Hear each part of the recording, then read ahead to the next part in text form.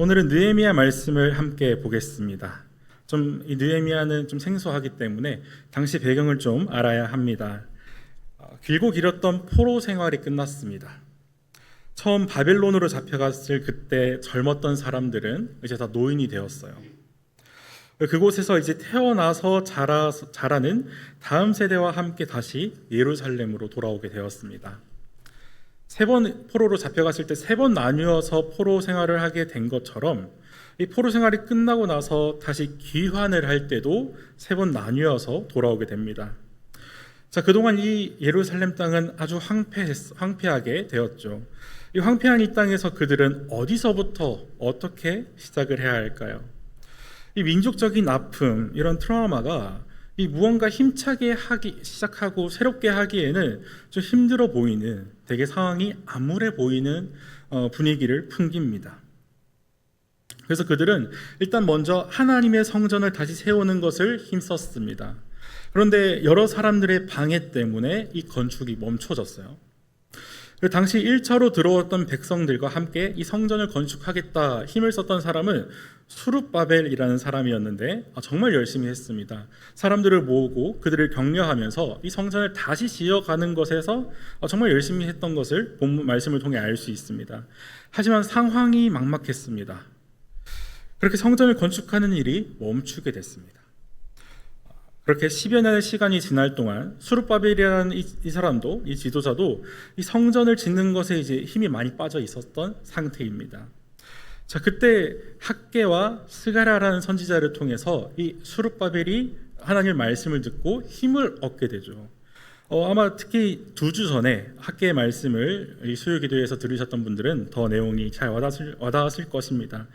하나님의 성전을 짓는 것은 멈춰 있는데 어떻게 너희는 그렇게 완벽한 집에 올 수리를 다한, 리모델링까지 다한 그런 집에 거할 수 있느냐? 너의 행실, 너의 행위를 돌아보아라 라는 것을 학개 선지자를 통해서 하나님 말씀하셨습니다. 그렇게 하나님의 성전은 다시 지어지게 되었습니다. 동시에 바벨론에 있던 많은 사람들이 이제 돌아오게 되면서 3차 기환까지 이루어지는 상황이 느헤미야 7장까지의 상황이고 그 이야기를 담고 있습니다.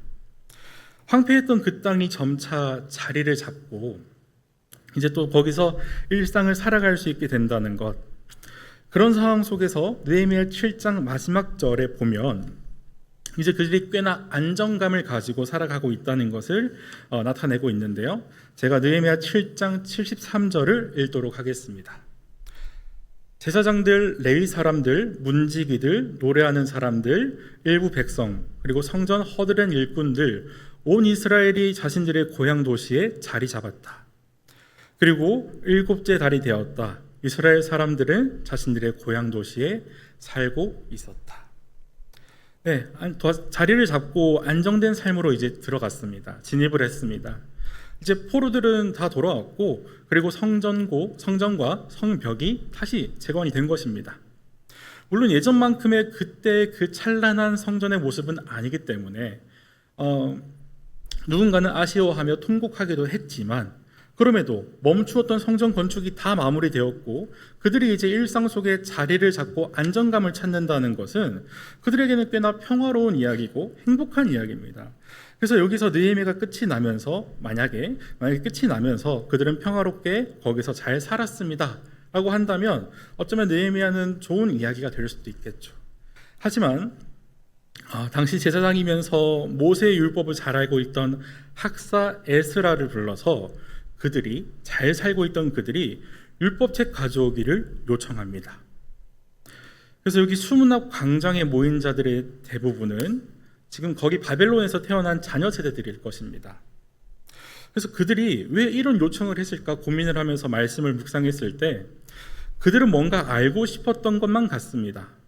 그들이 전해 들은 하나님은 선하시고 좋으신 분이시다라는 것을 들었는데, 그런데 부모님들은 대체 무엇을 잘못하여, 윗세대들은 대체 무엇을 잘못하여 우리가 지금 포로로 잡혀왔는지, 그들의 죄가 무엇이었기 때문에 우리가 이런 결과를 맞이했는지, 그리고 우리는 같은 반복을 하지 않으려면 어떻게 살아야 하는지, 이거를 알고자 그들은 율법책을 가져와 달라, 읽어달라 요청한 것입니다. 그렇게 하나님이 모세에게 주신 약속의 내용, 율법이 선포되고 하나님을 찬양하게 됩니다. 에스라가 하나님 말씀을 선포하며 찬양할 때 주변에 있던 리더들이 말씀을 즉각적으로 해석해 주었습니다. 그렇게 말씀이 선포되고 하나님 찬양을 하는 것이 끝나게 되고 백성들은 회개하며 감동의 눈물을 흘리게 되는 것이죠. 그 율법책을 가져오기를 청했던 그들의 마음 가운데 이렇게 깨어져 버린 완전 비참하고 처참한 그 상황 가운데 하나님과의 관계를 회복했던 것이 가장 제일 원했던 것 같습니다. 긴 시간 동안 그렇게 고통을 받고 다른 나라에서 태어나서 자신이 누구인가, 우리 가족은 어디서부터 왔고 우리가 누구인지를 잘 몰랐던 정체성을 혼란을 겪고 있는 그들의 상황 가운데 이 요청은 약속의 내용을 보자는 겁니다. 그때 어떤 약속이 있었기 때문에 그 약속이 어겨져서 이런 상황이 됐고 우리는 이렇게 남겨졌는가. 그 가운데 하나님의 마음을 찾고자 이들은 말씀 앞에 나아갔습니다. 여러분, 안정된 삶을 찾았음에도 왜 율법책을 가져오기를 청했을까요? 그냥 그곳에서 잘 먹고 잘 살았다라고 하더라도 우리가 없는 상황입니다. 그들은 포로였으니까요. 더 힘든 삶을 살았으니까요.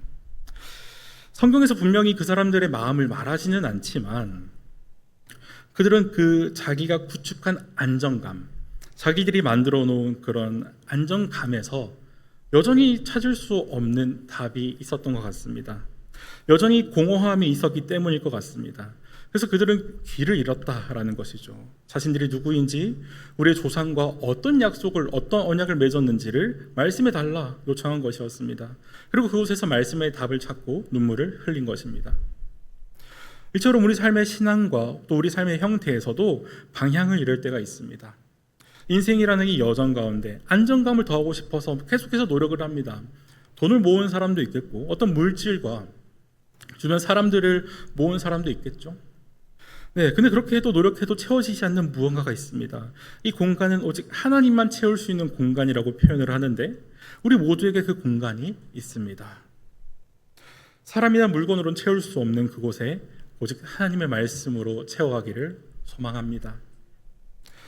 율법책을 가져와서 자신의 삶으로 살아내보겠다 했던 그 백성의 간절함 느껴지십니까? 이 간절함이 우리의 간절함이 되기를 소망합니다. 자, 이렇게 하나님 마음을 받아서 감동된 눈물을 흘리며 통곡하는 그들에게 느헤미야는 갑자기 이런 말을 합니다. 거룩한 여호와의 날에 슬퍼할 것도 괴로워할 것도 없다. 되려 기뻐하라 말하는데요. 오늘 본문 8장 10절 느헤미야 8장 10절 말씀을 함께 보겠습니다. 자, 읽겠습니다. 그가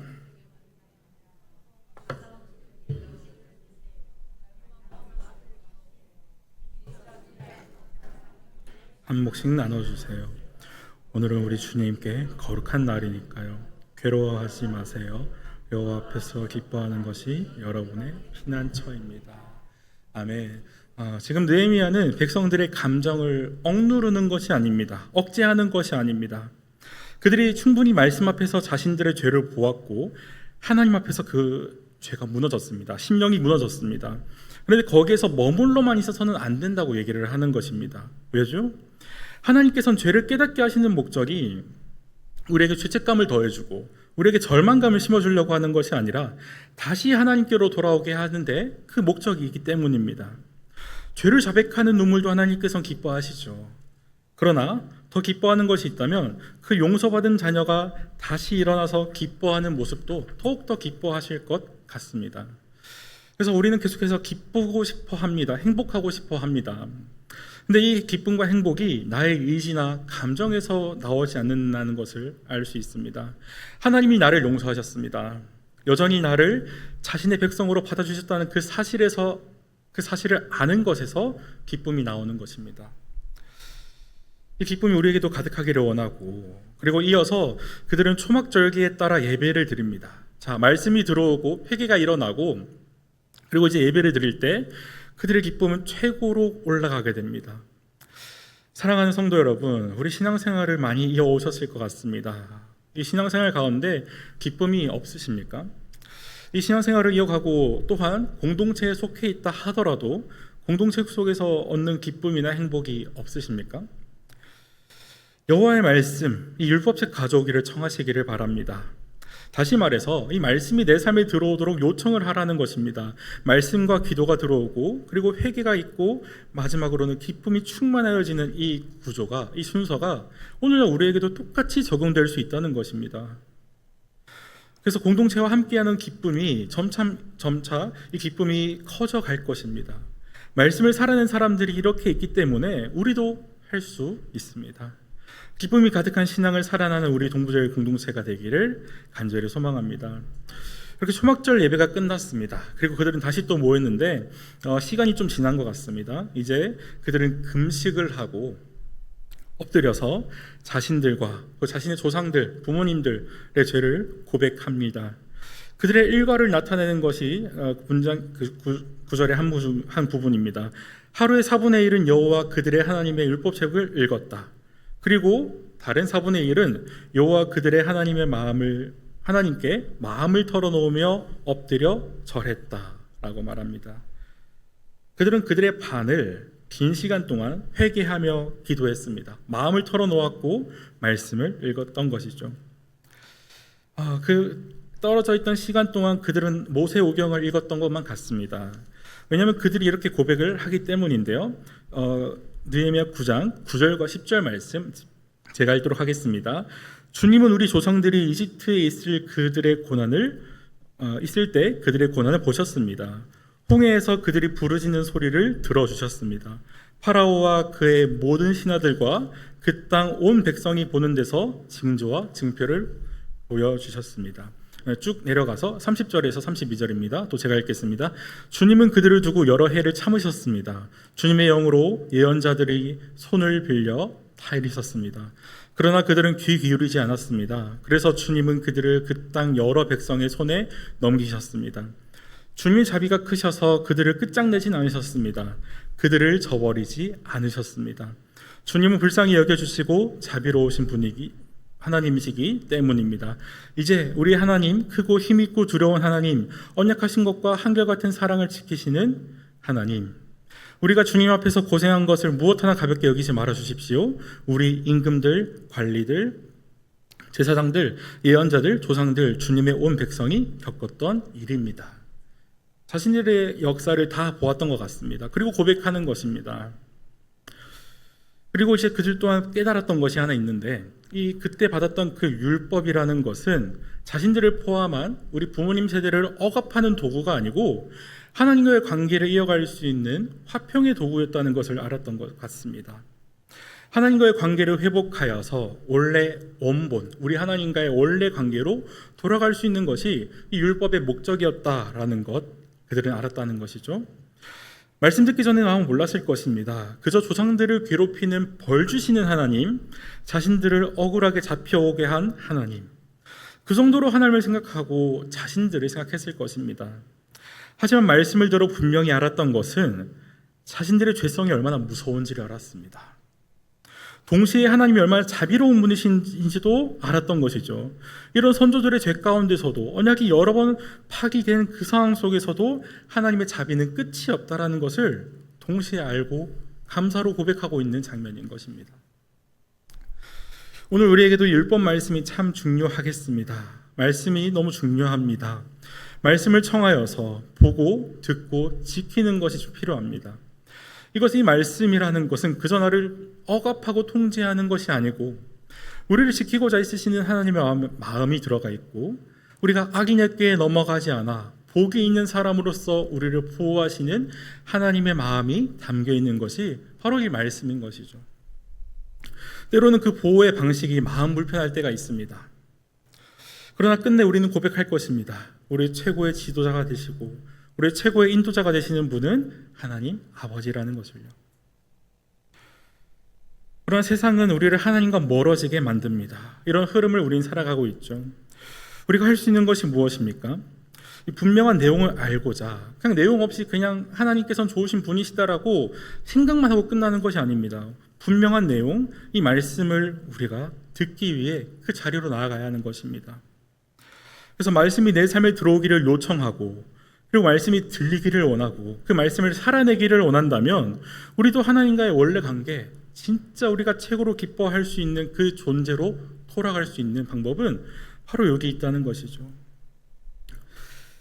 사랑하는 여러분, 여러분 삶에서 율법책 가져오기를 청하는 이 일이 얼마나 있으십니까?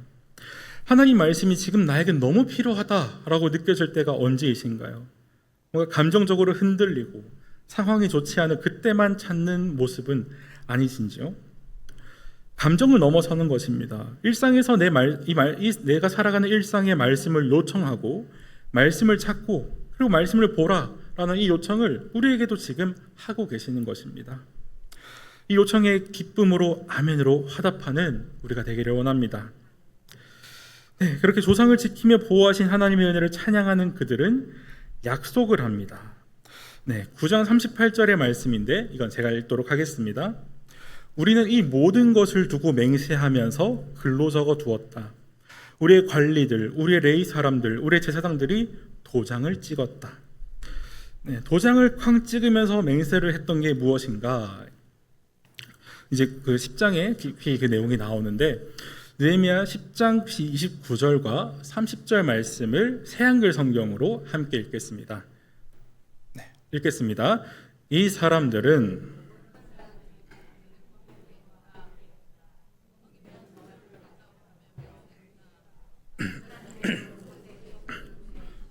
율법을 따라 하겠다고 했다. 우리 주님의 모든 명령과 주님의 법령과 주님의 규정을 잘 듣고 그대로 살아가겠다고 했다.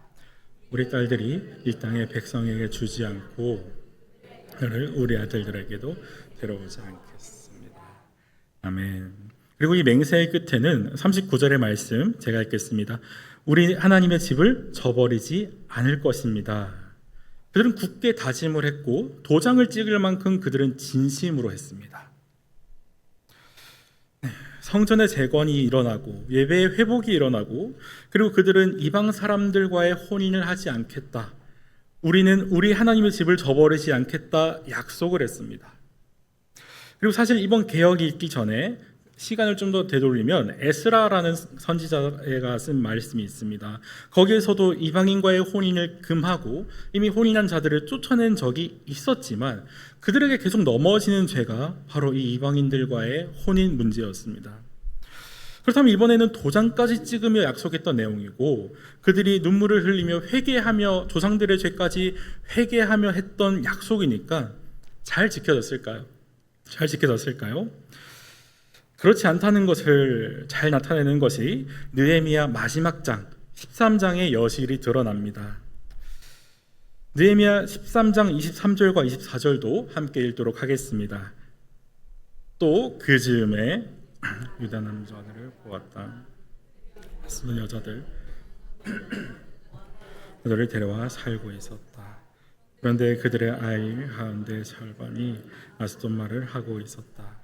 유다 말은 할 줄 모르고 이런저런 나라 말을 하고 있었다. 네, 느헤미야가 12장까지는 계속 그들과 약속을 하고 그곳에 사람들을 보살피며 있다가 좀 시간이 지나고 돌아온 상황인 것 같습니다. 왜냐하면 24절에 보니까 그들의 아이들 가운데라는 표현이 있습니다. 그러니까 약속을 하고 도장을 찍은 그들의 자녀가 이미 말을 할 수 있는 정도로 성장을 했다는 거니까 시간상으로 꽤나 오랜 시간이 지났고 느헤미야가 다시 이 예루살렘으로 돌아와서 그들의 상태를 확인했던 그때 일어난 사건인 것인데 여러분 그들은 진심으로 도장을 찍었지만 또 여전히 똑같은 문제 가운데 이들은 넘어졌습니다. 이방 사람들의 여자들을 데려와 살고 있었습니다. 물론 이 상황에서 느헤미야가 좀 인간적인 모습을 보입니다. 그들에게 매우 실망하고 어떻게 그럴 수 있냐면서 그들을 많이 다그치는 내용이 나오면서 그는 하나님께 기도를 하면서 느헤미야는 끝이 나게 됩니다. 아마 이 느헤미야가 그렇게 했던 이유는 자기가 그렇게 최선을 다했던 그 시간이 있었음에도 자기가 그렇게 최선으로 열심을 다했던 그들을 그렇게 목양했고 말씀을 알려줬다 하더라도 결국 또 이렇게 되냐라면서 아마 힘들었을 것 같습니다. 무엇을 알았을까요? 자신이 이들을 하나님과 영원토록 연결시킬 수 없다라는 것을 알았습니다. 느헤미야에게 노력이 부족했다라고 말할 수가 없다는 것이죠. 이렇게 느헤미야 끝이 난다는 게 저는 이 말씀을 읽어 내려가면서 많이 아쉬웠습니다. 그들이 끝내 하나님을 사랑하면서 행복하게 살았더라는 결말이 아니었기 때문에 뭔가 좀 아쉽고, 그럼 이제 이 다음은 어떻게 되는가 되게 궁금했습니다. 그러나 이것은 그들만의 문제가 아니라는 것을 바로 깨닫게 되었다는 것이죠. 언약은 세워지고 말씀은 세워집니다. 약속이 세워집니다. 그런데 그것이 또 무너지고 또 비슷한 부분 때문에 비슷한 부분에서 우리는 또 넘어집니다. 그래서 우리를 위해 기도해 주었던 그 사람이 낙심을 하거나 이제 더 이상 함께 교류할 수 없게 되는 상황까지도 벌어지게 되는 것이죠. 자, 그래서 여러분 여기서 우리가 봐야 되는 것은 느헤미야라는 사람이 아닙니다. 또한 그들에게 말씀을 알려주었던 에스라도 아니었습니다. 그들에게 말씀을 해석해 주었던 그 리더들도 아니었습니다. 여기서 우리가 집중해야 될 것은 결국 예수 그리스도다라는 것을 결론으로 알게 되었습니다. 요즘 미디어 매체, 유튜브나 이런 것들에서 인기가 많고 사람들에게 되게 호응이 좋은 컨텐츠가 어떤 것인지 아십니까? 아마 다 말씀만 보신다고 유튜브 없으실 것 같긴 한데요. 요즘 인기가 있고 사람들에게 반응이 좋은 매체 주제들은 고향으로 돌아가는 것입니다. 고향으로 돌아가서 그곳에서 자신이 옛날에 살았던 모습들이 보여지고 그 사람의 생애를 좀 훑을 수 있는 컨텐츠들이, 그런 주제의 내용들이 인기가 많아졌습니다.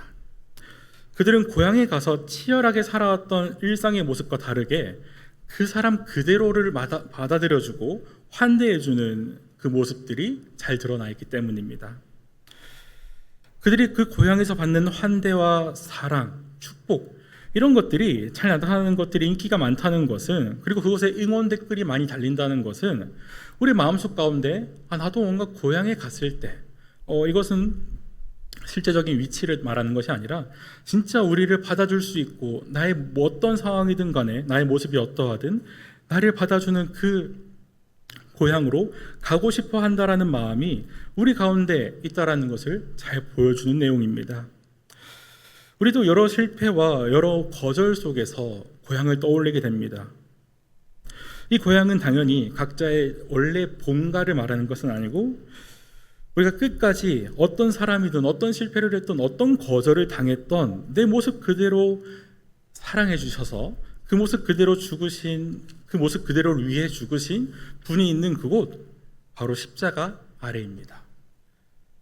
결국 이 사람들도, 이 백성들도 하나님 말씀을 찾았던 것은 안정감이었습니다. 자신들이 최선을 다해서 구축했던 그 안정을 넘어선 안정을 원했습니다. 자신들이 그곳에서 거절당했고 또 하나님께 버림받은 것만 같은 그 두려움 때문에 그들은 계속해서 뭔가 더 좋은 안정을 추구했던 그런 마음들이 이 본문 가운데 계속 담겨 있었습니다. 그래서 무엇을 말하는 것입니까? 그들에게도 결국 진정한 고향을 원했다는 것입니다.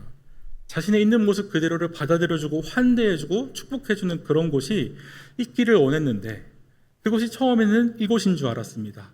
예루살렘이요. 그 성전을 짓게 되고 성벽을 짓게 되고 예배가 회복되고 공동체가 모여서 기쁨을 나누는 그곳이 고향이 될 줄 알았지만, 그리고 이 고향으로 나를 인도해주고 아껴준 많은 선배들, 그들에게는 느헤미야가 될 수 있고 에스라가 될 수 있겠죠. 그들이 나의 고향이다 싶었지만 점차 그들의 마음 가운데는 여전히 해결되지 않는 문제가 있었을 것입니다. 그 회개가, 그 마음이 언제까지 지속됩니까? 라고 할 때 또 그들의 마음 가운데는 더 큰 안정과 아까 말한 채워지지 않은 공간을 향한 갈망이 끊임없이 그들을 공격하고 있다는 것이죠. 그래서 그들에게는 느헤미야가 그것을 완전히 하나님과의 연결을 통해서 이루어지지 못했습니다. 그런데 우리에게는 감사하게도 예수 그리스도라는 분이 그 누구에게도 어떠한 기준과 어떠한 상황을 가지고 죽으신 것이 아닙니다. 우리 모두를 향해서 우리 모두의 구원을 위해서 그분은 죽으셨고 그분은 그곳에서 다시 살아나셨습니다. 결국 그래서 우리가 바라보아야 할 것은 인물이 아닙니다. 예수 그리스도인 것입니다. 그래서 여러분, 오늘 두 가지가 있습니다. 말씀을 내 삶으로 받아들이겠다는 그 요청이 먼저 필요하고, 그리고 그 요청을 해주고 그 말씀 가운데 나를 인도해준 누군가에게 감사하는 것을 넘어서서 이 모든 것을 완전히 초월하여 해결하여 주신 예수 그리스도에 대한 감사와 나아감이 있어야 우리에게도 진정한 고향으로 온 것만 같은 그 받아들임, 환대, 축복, 기쁨, 그것이 그때서야 비로소 일어나게 된다는 것이죠. 사랑하는 여러분, 이제 말씀을 마무리하겠습니다. 우리에게 온갖 시험과 고통, 사로잡힌 일들 많습니다. 앞으로 과거에도 그랬고 앞으로도 그럴 것 같은 그 불안감 때문에 우리도 모습은 다르지만 각자의 안정을 향한 갈망이 다 있습니다. 그래서 우리 가운데는 다 두려움이 있지만, 우리의 시험과 짐들이 있지만, 그것을 우리의 영적인 고향인 십자가 앞에 내려놓기를 원합니다. 이것은 나 혼자 있는다고 되는 것이 아닙니다. 보십시오. 그들이 그렇게 진심으로 회개하고 도장까지 찍었음에도 그들이 실패했던 것은 그들의 애씀 때문에 되는 것이 아니라는 것을 분명히 말하고 있는 부분이 맞습니다. 된다는 것입니다. 그래서 우리가 혼자 애쓰는 것 당연히 아닙니다. 공동체로 주셨고 함께 나아갑니다. 그러나 개인적으로 또 해야 되는 것이 있다면 십자가를 발견해야 하는 것이죠. 십자가 은혜 앞에 나아가서 나의 짐과 나의 고통을 내려놓는 것입니다. 그렇다면 주님께서 약속하신 것은 그것입니다. 그 멍에를 함께 지겠다 하셨습니다. 그렇게 십자가에서 발견한 영원하고 분명한 나의 목표, 십자가에서 발견한 분명한 나의 정체성, 나의 존재의 의미, 가치, 이런 것들을 우리 가운데 이제는 만들어 가기를 소망합니다. 율법책 가져오기를 청하면서 민족적 기초를 다시 세우고자 했던 그들의 마음, 그들의 시도 너무 좋았습니다. 우리도 그 마음을 닮아갔으면 좋겠습니다. 그 간절함을 우리의 간절함으로 가져갔으면 좋겠습니다. 우리도 하나님의 마음으로 가득 찬 하나님 말씀을 내 삶에 가져오기를 청하는, 그래서 우리가 진정으로 돌아가야 할 영적 고향이 십자가로 나아갈 때 우리의 평생의 행복과 기쁨이 보장되는 그 길을 걸어가는 저와 여러분이 되기를 간절히 소망합니다.